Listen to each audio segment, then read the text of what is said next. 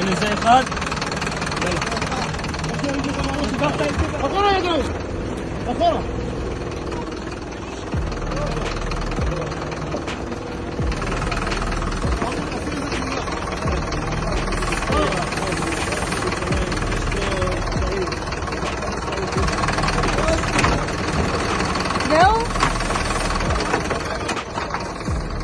يلا خبر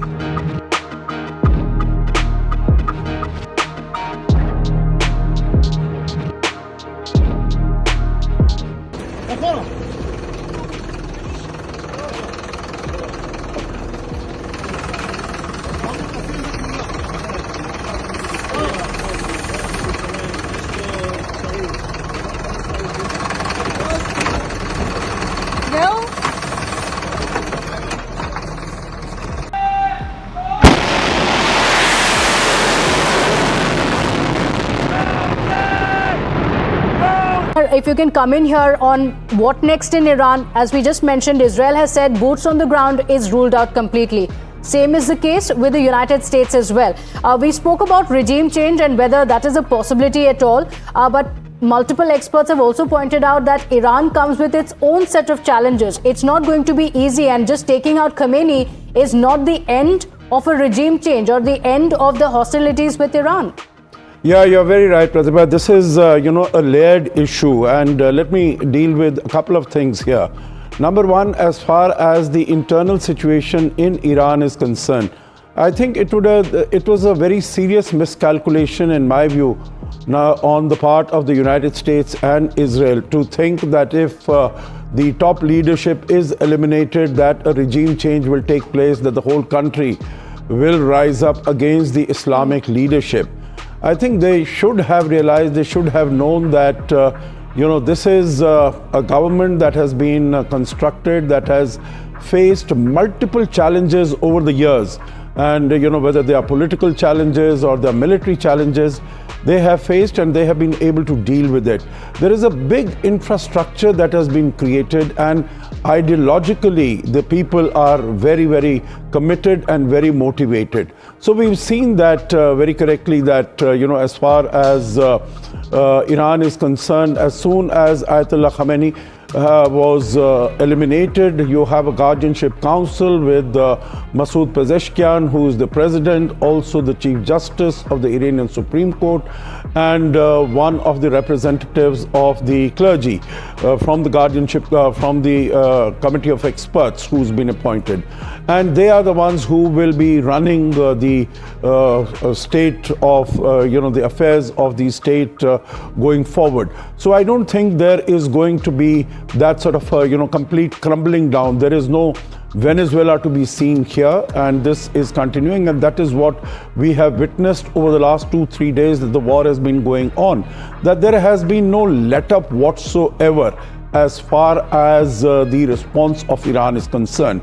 The second point, I think the big miscalculation from the American side was that, Iran has limited arsenal of its missiles. It will not really be able to strike back in any significant way, but we have seen that it has not only been striking at the American assets in the region, it's not only been striking at Israel, but it has been going far beyond. It has been hitting out at all even the civilian centers, even commercial centers, even going as far away as Cyprus, hitting the UK base there.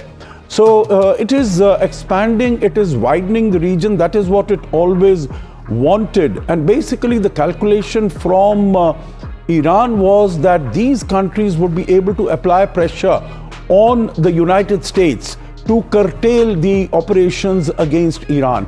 But I think that has been a serious miscalculation for Iran, because it has acted quite the reverse way. It has been proved to be counterproductive, because rather than pressurizing the United States, these countries have joined the United States. We've seen how Qatar has joined in, and there were reports that they have shot down some of the missiles and some of the projectiles from Iran. And all these countries, whether Saudi Arabia, because Saudi Arabia has been hit, as you've been telling on your channel, this Rastanura oil field, that has been hit. Of course, we still don't know what is the measure of damage that has been committed there. So I think there have been serious miscalculations on both sides, but regime change doesn't seem to be now on the cards, because although Mr. Trump in his address last evening, India Standard Time, he said that the people of Iran should rise up. This is the only opportunity that they have to take up, their future in their own hands. There doesn't seem to be much appetite for amongst the people.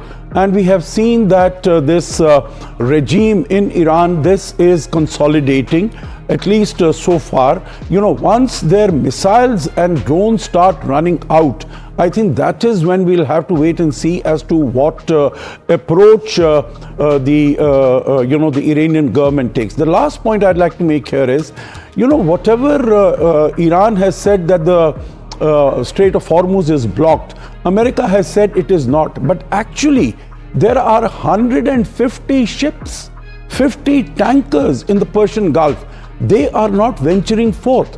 In fact, the marine insurance companies, they have stopped issuing insurance for any ships that are plying through this region. So this is, whatever the two sides might say. But for all practical purposes, on the ground, or shall I say on the water, nothing is sailing, nothing is really happening there.